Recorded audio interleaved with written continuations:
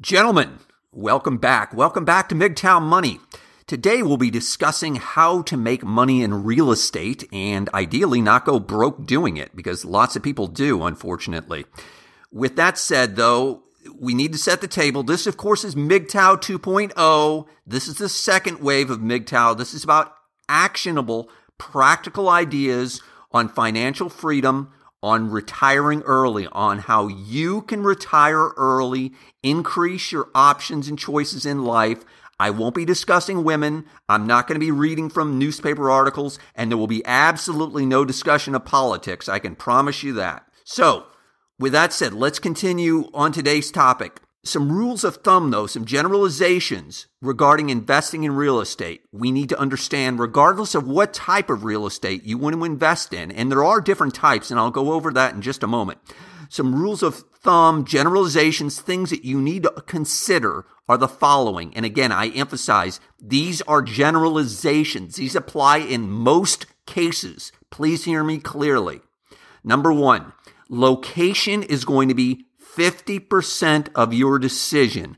The location is critical. There's a cliche about real estate. Location, location, location. And it's a cliche because it's true. It's critical that you get a great property and a great location. It is critical that you do not get a great property and a bad location. You can never change the location. I can buy a bad property and a good location and fix it up. I can't change the location, though, of something in a poor location. You get this correct, you get the location correct, even if you've overpaid, if you will, you'll probably be okay in the long run. Number two, ideally you want to look at deals that have a 12% gross ROI, 12% return on investment, a 12% yield on your money. That's a cash-on-cash yield on your money. $100,000 property generates, let's do the simple math here, $12,000 a year, $12,000 annually. Number three, budget for, in other words, you want to factor into your calculations when you're looking at deals and looking at various property, 4 to 5%, between 4 and 5% of the property value in carrying cost. So what I'm talking about is, using that example before, $100,000 property, I'm going to budget already right up front 4 to 5% of the property's value, $4,000 to $5,000, that I'm going to have to pay in things like property taxes. Maybe there's some sort of association fees, community development fees. Maybe I've got to pay property management fees. Inevitably, there's going to be maintenance involved that I have to pay out. Maybe there's maybe I've got vacant months, just 1 month a year that knocks out a 12th of my income for that year. So again, you're going to need a budget 4 to 5% of the property's value in carrying cost, excluding the mortgage. Another item that you need to consider that I highly recommend is an excellent rule of thumb. The larger your down payment, the better. I am not an advocate of zero down payment real estate. I am not suggesting interest-only real estate. I'm suggesting minimum, if you're looking at investment real estate, 10%, ideally even 20 or 30% if you can afford it. Again, the larger your down payment, the better off you're going to be. I understand this goes against conventional wisdom, but leverage, of course, goes both ways. Leverage can work for you. It can also work against you. A lot of people went broke some years ago due to that factor, due to being too highly leveraged. The fifth thing that I want to leave you with, relative to a good rule of thumb, is avoid negative cash flow deals. Avoid anything where your monthly cash flow is negative. Let me give you an example. You buy a piece of property with the mortgage, with all the expenses that I was just talking about, and your total monthly expenses, again, including the mortgages, $2,000. And you're renting the property for, let's say, $1,800. So you have negative cash flow of $200 a month. You're having to come out of pocket every single month that you own that property for at least $200 a month. That can work very, very well if you feel like, hey, I can keep this going because this is a hot market and the property is rapidly appreciating in value, and I'll be able to sell this in 12, 24, 36 months for a lot more for a tremendous capital gain. However, again, if you know anything about history, and this is very recent history, property markets can turn very, very quickly. They can turn negative very, very quickly. As opposed to that property going up in value, it can go against you. Furthermore, inevitably, things like property taxes are going to increase. In other words, your monthly costs are going to increase. I highly discourage you from looking at any real estate investment that has negative cash flow associated with it. Again, it has burned and broken many, many smarter people, far smarter than myself, who have gone broke doing that by ignoring it. Could it work sometimes? Yes, but it's a long shot. Let me finish my last rule of thumb regarding real estate investment by saying the following. Look, guys, this is not a get-rich-quick scheme. You're not going to make $1 million overnight investing in real estate. You can make money in real estate. However, 4 out of 5 deals, 8 out of 10, 80 out of 100, you should probably walk away from. And that's on a low number. In other words, this is going to require work. And that's just on pre-preparation before you buy, as well as after, as we'll discuss in just a moment. So let's talk about 4 types of real estate that you can purchase. Robert Kiyosaki's excellent book goes into this more in depth. As well as he has a series of books that goes more into this in depth, as well as he gives some terrific concepts of investing in general, cash flow ideas, etc. But the first type of real estate that we need to be looking at is residential single-family homes. 3-bedroom, 2-bath, very typical, at least in the United States, is a 3-bedroom, 2-bath home, 1,600 square feet, on every street corner across America. This is a simple, easy way of getting into real estate, and many people have been successful doing this, buying one house at a time, if you will. John Schwab has some information about this. Again, I'll include links in the description to the Kiyosaki book, the Schwab book, etc. in the description. A couple of different ways to do so, of course, that I've seen done and that I know people have done. Buying and renting, goes without saying. Also, flipping. I knew someone, for example, they purchased a home after fixing it up. I don't know. I think they paid like $80,000 and they ended up selling it for about $130,000, $140,000. So they made $50,000, $60,000, and I think it was in a 4 or 5 month period. It was a great capital gain. They did most of the work themselves and they did terrific. So can it be done? Absolutely. However, those same people took the money that they, on their capital gain, rolled it into another property to use as a rental property. Unfortunately, bought at the wrong time. In other words, they bought at the top of the market and are sitting on a piece of property that's probably not worth the mortgage. And, oh, by the way, they've had issues with the tenants. So again, this is a bit of a warning. You can make money from residential single-family homes. Lots of people do so.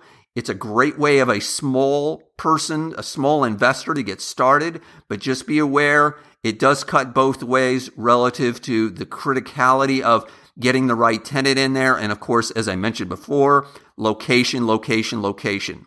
Another way of making money in real estate, I mentioned this some videos back, and I'm going to mention it again, is purchasing a multi-unit residential, for example, a duplex or a triplex, and even living in one of those units.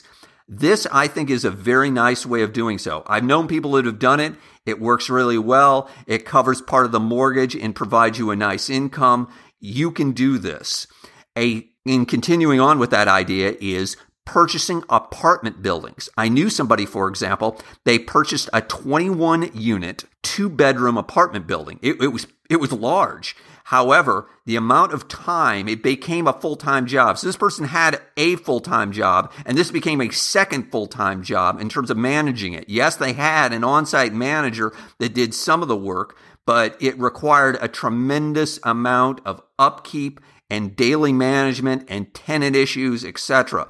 So just be aware that if you're getting into multi-unit residential type real estate, It can have a tremendous time requirement and can be very, very time intensive. A third way of investing in real estate is, of course, commercial real estate.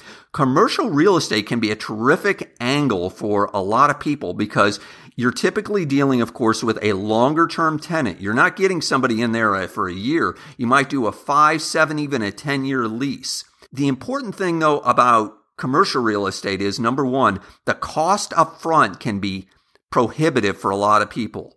You're not typically looking at a $100,000, $200,000 piece of property. You might be looking at a $500,000, million, even $2 million piece of a property.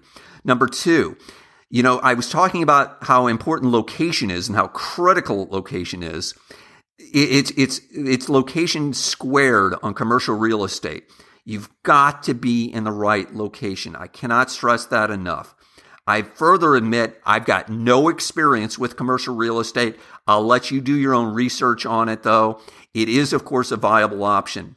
Fourth opportunity that I think is frequently overlooked, however, has some tremendous ways to make money, is using vacation real estate. Again, I'll include a link in the description to a book on using vacation real estate. Let me give you an example.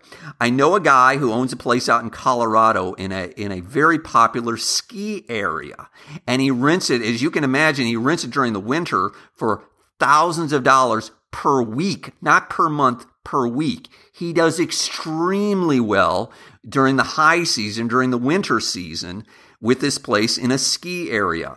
You could, for example, buy a place in Costa del Sol, Spain, or South Beach, Miami, or just somewhere where there's a high season, where there's a low season, where there's a lot of tourists come, for example. Buy a condo down there. This is a terrific, simple way, I think, that I've seen done many, many times of really making some money. Now, again, the money ebbs and flows. It's similar to a roller coaster, but making money using vacation real estate can be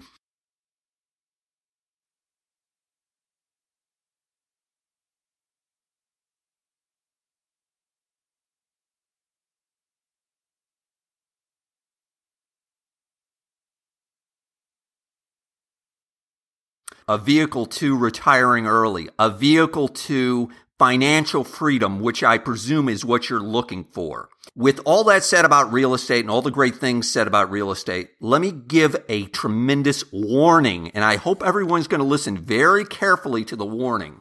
I have mixed thoughts about real estate. I am a reluctant real estate investor personally. I am not some huge advocate of purchasing real estate because you are binding yourself, you are tying yourself to a specific area, to a specific neighborhood, to a specific street for potentially years. What I mean is that another rule of thumb here, you've got to plan on when you're buying real estate that you're going to own it for 5 to 7 years. 5 to 7 years is a reasonable number of years that you're going to have to plan on that you're going to own it. Yes, you might be able to get lucky and turn a nice profit and sell it in a couple of years, but you should not expect that to happen.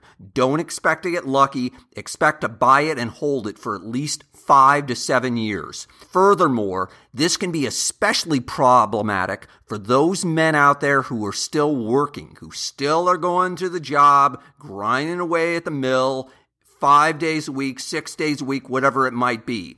If you're owning property, obviously, it's going to cut down on your ability to move.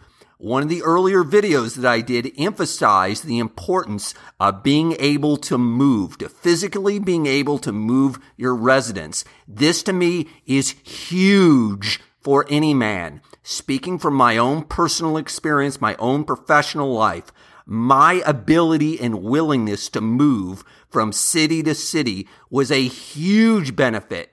It was fantastic in the sense of allowing me to really make money, to advance in my career, and most importantly, to make money. That's why I went to work every day, to make money. I don't know why you're going, but that's why I went to work every day, for that sole reason. And because I was up and ready and willing to move, relatively easily and quickly, it made a big difference. So just be aware of that. If you buy real estate, you are going to be cutting down your options and choices. To wrap up, guys, we are building a MGTOW army. An army of financially independent men. Yes, men who are MGTOW, but men who have money, who have financial freedom, and they found freedom in an unfree world. Share this channel with your friends so we can build on it, because we want to build on it, and share it on forums. Hit the subscribe button now, the like button if you found this video useful.